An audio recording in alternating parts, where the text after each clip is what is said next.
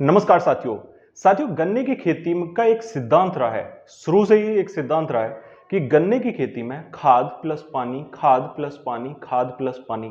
ठीक है, यदि आप ये दे रहे हो तो गन्ने की लंबाई अच्छी होगी, गन्ने की मोटाई अच्छी होगी, गन्ने का उत्पादन अच्छा होगा।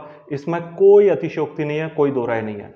लेकिन ये जो खाद और पानी है, खाद पानी जब किसान लगाते चला आता है तो छोटे, मझले और सीमांत किसानों के लिए ये एक बड़ी चुनौती भी लेकर आता है। आप जानते हैं, खाद और पानी बड़े किसानों के लिए तो अच्छी ग्रोथ का स्रोत है, लेकिन जब सीमांत और मझले किसानों की बात आती है वहां पर बड़ी पारिवारिक चुनौतियां और बड़े अनावश्यक कर्ज भी आते हैं। आप ये भी जानते हैं। और ये मैं ऐसा नहीं कह रहा हूं कि ये कुछ लिमिटेड लोगों की समस्या है। ठीक है, ये एक बड़े बड़े सामाजिक किसान परिवारों की बात मैं बता रहा हूं, बड़े सामाजिक दायरे की मैं बात बता रहा हूं आपको। जब ये अनावश्यक कर्ज आते हैं तो वहां पर किसान साथियों के लिए एक बड़ी चुनौती बनकर सामने आती है।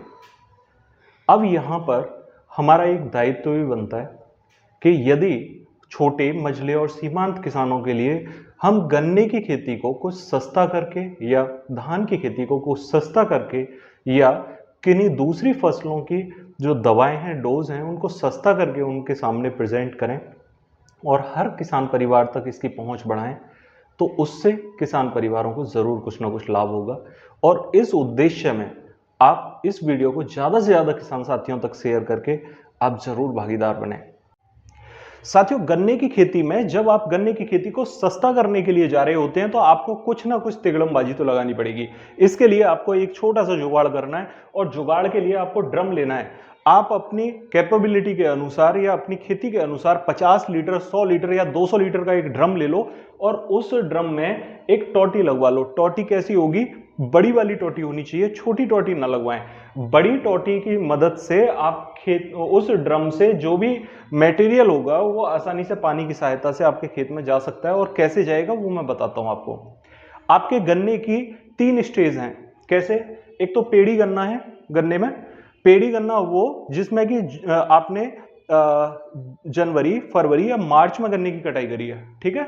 दूसरा एक गन्ना है जिसकी बुवाई आपने नवंबर में करी थी। नवंबर में बुवाई करने पर चाहे उसके साथ सरसों की बिजाई करी या खाली गन्ना बोया, जो नवंबर की बिजाई है वो भी अब पेड़ी की कैटेगरी में ही आता है और गन्ना भी उसका काफी बड़ा हो चुका है। दूसरा पॉइंट, मार्च अप्रैल या मई में जिन्होंने पौधा गन्ने की बिजाई करी है उन किसान भाइयों के लिए यहां अलग अलग फॉर्मुलेशंस हैं, कृपया सुनने की कोशिश करें। पेड़ी गन्ने में यूरिया खाद आपको लेना है 6 किलोग्राम मात्र। इसके साथ 3 किलोग्राम कैल्शियम क्लोराइड लेना है और ह्यूमिक एसिड लेना है 500 ग्राम। ठीक है। तीनों को एक ड्रम में 200 लीटर का हो, 100 लीटर का, 50 लीटर का, उसमें डाल दो और उसमें घोल बना दो। और ये घोल आपको एक दिन पहले लगाना है। अगर कल पानी लगाना है तो आज इस घोल को बना दो। ठीक है। और घोल बनाने के साथ उस ड्रम की टोटी को तब आपने खोलना है जब आपका खेत आधा भर जाए। अंदाजा लगा लो कि 1 घंटे में पानी फैल जाता है। आधा खेत भरने के बाद आप अपनी टोटी को कहीं भी जहां आपकी ट्यूबवेल चल रही है वहीं पर ओपन कर दो, उसे खोल दो और उसे पानी के साथ में चलने दो। आपके खेत में बह के वो सारे खेत को कवर कर लेगा। ठीक है। यहां आपको ना बुरकाव करने की जरूरत है, ना स्प्रे करने की जरूरत है और बड़ी आसानी से आप बरसात के मौसम में भी ये खाद लगा पाओगे। और ये खाद मात्र कितना है? 6 किलोग्राम। ठीक है। अब आगे की बात करते हैं। जिन किसान भाइयों ने नवंबर में बुवाई करी है, ठीक है, नवंबर वाले गन्ना भी अब पेड़ी के कगार पर है और पहले 15 दिन यानी कि जुलाई के पहले 15 दिन के बीच में आपको सेम डोज, यही डोज उस गन्ने में भी लगानी है जो नवंबर महीने का है। ठीक है। तीसरा एक पॉइंट बताता हूं। जिन किसान भाइयों ने मार्च, अप्रैल या मई में गन्ने की बुवाई करी है उन किसान भाइयों को यूरिया लेना है 6 किलोग्राम मात्र। इसके साथ में नीला थोथा मिक्स करना है 600 ग्राम मात्र, इतना ही काफी है। ह्यूमिक एसिड 500 ग्राम मिक्स करके इसी ड्रम की सहायता से आप इस पौधा गन्ने में भी चला सकते हैं। नीला थोथा यहां क्यों लेना है? जो पौधा छोटा है उस छोटे पौधे पर अभी टॉप बोरर का असर है काफी ज्यादा। ठीक है। और अभी ज्यादा गर्मी पड़ने की वजह से एक साथ बरसात हुई, मौसम ठंडा होगा और पत्ता लपेट या फंगस जैसे सिम्टम्स यहां आपको देखने को मिलेंगे, क्योंकि पौधा गन्ना हल्का कमजोर गन्ना है। उस गन्ने में रोग तेजी से अटैक कर लेते हैं। ठीक है। पेड़ी गन्ना, गन्ना मोटा चल रहा है, मजबूत चल रहा है, उस गन्ने में इतना ज्यादा प्रकोप यहां देखने को नहीं मिलेगा। और एक बात और बता दूं मैं कि जिन पेड़ी गन्नों में 8 से 10 कुल्ले हैं और 8 से 10 कुल्लों के बीच में 1 से 2 कुल्ले के ऊपर गोव वहां टॉप बोरर ने खत्म कर दी है। तो आप ध्यान रखना, अब बरसाती मौसम में जब गोव के अंदर पानी जाएगा तो वो गोव खुल जाएगी और पौधा स्वस्थ चलने लगेगा, फुटाव लेकर चलने लगेगा। इसलिए अभी आपको पेड़ी गन्ने में यहां परेशान होने की जरूरत नहीं है। खासकर जिन गन्नों के अंदर टॉप बोरर के कुछ पौधों में सिम्टम्स दिखाई दे रहे थे वो यहां पर खत्म हो जाएंगे स्वतः ही जब बरसात का पानी पड़ेगा। ठीक है। दूसरा, अगर पौधा गन्ने के बीच में कहीं भी आपको टॉप बोरर जैसे सिम्टम्स नजर आएंगे तो नीला तोता यहां कवर कर लेगा उसको, और पानी की सहायता से आप इसे चलाओगे 1 से 15 जुलाई तक। अब बात करते हैं 15 जुलाई से लेकर 30 जुलाई तक कैसे ट्रीटमेंट करना है। 15 जुलाई तक लगे हुए सभी खादों के बाद 15 जुलाई से लेकर 30 जुलाई तक का अगर ट्रीटमेंट हमें करना है तो उसके लिए हमें अपनी फसल की अवस्था को देखना होगा कि हमारी फसल पेड़ी है, नवंबर में बुवाई करी हुई है या पौधा है। यदि हमारी पेड़ी गन्ना है तो हमें 15 जुलाई के बाद एक खाद 30 जुलाई तक लगाना है, जिसमें कि 6 किलोग्राम यूरिया आप लेंगे, 4 किलोग्राम डीएपी लेंगे, 2 किलोग्राम पोटास आपको मिक्स करनी होगी और इसके साथ बोरॉन 250 ग्राम भी उसी घोल के साथ मिक्स करना है। कारण क्या होता है यहाँ पर कि यूरिया खाद 6 किलोग्राम लगने से आपके पौधे की बढ़वार सीमित रहेगी, बढ़िया होगी। दूसरा, 4 किलोग्राम डीएपी यहाँ पर आपके पौधे की जड़ों को विकसित करने में मददगार साबित होगा। पोटास आपके पौधे को भरने में, वजन बढ़ाने में मददगार साबित होगा, क्योंकि लंबाई तो बढ़ती जा रही है, गन्ने के भराव के लिए हमें पोटास की जरूरत होगी। बोरॉन हमारे गन्ने के छिलके को, छिलका मतलब जो गन्ना है इसका बाहरी जो हिस्सा होता है, इस छिलके को मजबूत करने का काम बोरॉन करता है। ठीक है। और गन्ने को साफ सुथरा सुडौल बनाने में मददगार होता है, इसलिए बोरॉन इस अवस्था में हमारे गन्ने को जरूरी चाहिए। ठीक है। तो हमें यहाँ पर एनपीके बनाना है 6 किलोग्राम यूरिया, 4 किलोग्राम डीएपी और 2 किलोग्राम पोटास के साथ। इसके साथ हम बोरॉन 250 मिला के पानी के साथ घोल बनाकर ड्रम की सहायता से चला देंगे। ये काम हमें करना है पेड़ी गन्ने के लिए। और जो नवंबर की बुवाई करी हुई है उसमें भी हमें सेम खाद लगाने हैं इसी प्रकार के फॉर्मुलेशन के साथ। ठीक है। अब अगला काम क्या करना है, मार्च अप्रैल मई की बुवाई जो कि पौधा गन्ने वाली है, उस पौधा गन्ने के लिए हमें एक फॉर्मुलेशन छोटा सा बनाना होगा। यूरिया खाद 6 किलोग्राम ले लो और 3 किलोग्राम कैल्शियम। अगर यहाँ पर चीजें सोचनी है क्या, अगर आपके गन्ने में फुटाव कम आ रहा है, फुटाव कम है, तो आपको यहाँ पर कैल्शियम क्लोराइड लेना होगा। ठीक है। और यदि फुटाव भरपूर है तो आपको कैल्शियम नाइट्रेट लेना है। अगर आपके पौधे में फुटाव कम आ रहा है तो कैल्शियम क्लोराइड फुटाव निकालने में मददगार होता है। कैल्शियम नाइट्रेट आपके गन्ने की मोटाई को बढ़ाने में मददगार होता है। यदि आपके गन्ने की मोटाई बढ़ानी है तो आप कैल्शियम नाइट्रेट 3 किलोग्राम का कॉम्बिनेशन मिलाएंगे, कैल्शियम क्लोराइड भी 3 किलोग्राम ही मिला सकते हैं। ठीक है। लेकिन दोनों को एक साथ नहीं डालना है, सिर्फ एक ही आपको डालना है। सागरिका आप यहाँ पर 3 किलोग्राम ले लें, दानेदार वाली।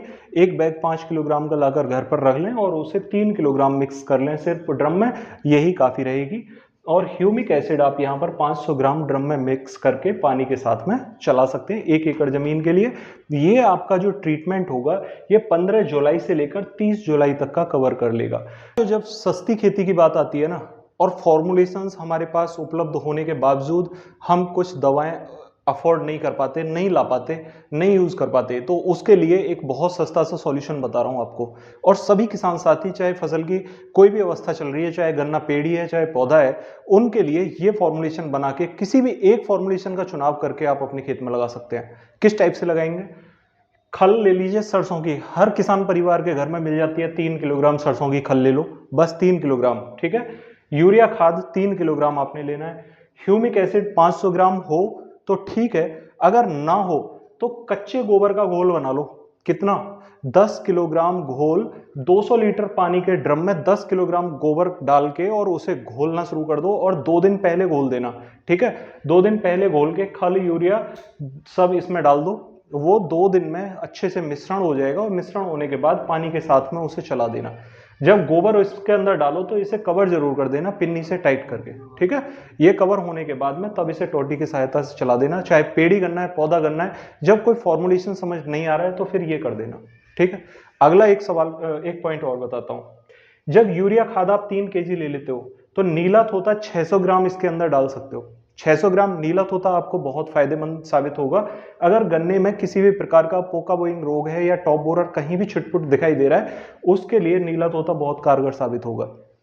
आप यहां सरसों की खल 3 किलोग्राम ले लो और ह्यूमिक एसिड अगर ना हो तो वही कच्चे गोबर का घोल कम से कम 200 लीटर पानी के ड्रम में 10 केजी डाल दीजिए और इन तीनों खादों को डाल के अच्छे से मिक्स कर दो। 2 दिन के बाद टोटी की सहायता से पानी के साथ चला दो। ठीक है, कोई भी एक लेना है, या तो ये या ये। इसमें क्या है, यूरिया खाद 6 किलोग्राम ले लो, डीएपी 4 किलोग्राम ले लो, ह्यूमिक एसिड 500 ग्राम।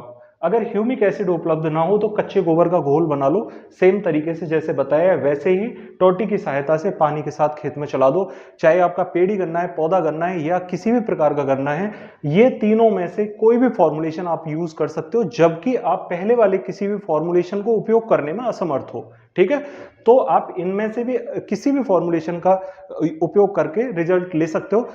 कभी भी जुलाई के महीने में जब बरसात हो रही हो तो उस समय पर किसी भी खाद का उपयोग ना करके अपने गन्ने की बढ़वार ना रोकें। ये खाद बहुत सस्ते खाद हैं, इनका उपयोग करके आप गन्ने की बढ़वार को रेगुलर रख सकते हैं। इससे आपका गन्ना जरूर 1 से 2 फीट तक बढ़ जाएगा साथियों, और गन्ने में किसी भी प्रकार के टॉप बोरर या किसी भी प्रकार के फंगल इन्फेक्शन का यहां पर अटैक देखने को आपको नहीं मिलेगा। गन्ना स्वस्थ चलेगा। और मैं इसी आशा के साथ में कि आप इनमें से कोई ना कोई फॉर्मुलेशन यूज करके अच्छे रिजल्ट ले पाओगे और मुझे बताओगे भी कि हाँ, इस फॉर्मुलेशन का यूज करके मैंने अपना उत्पादन बढ़ाया है। वीडियो को यहीं पर समाप्त करता हूं। अगली वीडियो में कुछ नया कॉन्सेप्ट लेकर आऊंगा जिसके माध्यम से आप कुछ और भी फायदे उठा सकते हैं।